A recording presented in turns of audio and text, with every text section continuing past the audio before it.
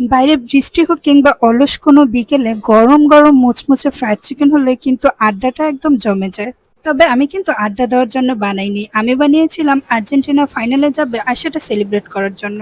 প্রথমে আমি চিকেনটা ম্যারিনেট করার জন্য দিয়ে দিব লবণ, লেবুর রস, আদা বাটা, রসুন বাটা, গোলমরিচের গুঁড়ো, মরিচের গুঁড়ো আর হচ্ছে সয়া সস।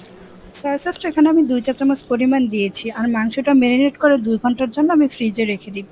এরপর একটা বাটিতে নিয়ে নিব হাফ কাপ পরিমাণ ময়দা, 3 টেবিল চামচ কর্নফ্লাওয়ার, লবণ ও মরিচের গুঁড়ো। ময়দাটা ভালোভাবে মিলিয়ে নিয়ে আমি আগে থেকে ম্যারিনেট করা চিকেনটা কোট করে নিব। এরপর ফ্রিজে রাখা ঠান্ডা পানিতে চিকেনটা ভিজিয়ে আবারও কোট করে নিব। এবার চিকেনের গায়ে লেগে থাকা ময়দাগুলো ভালোভাবে ঝেড়ে নিয়ে ফ্রাই করে নিব।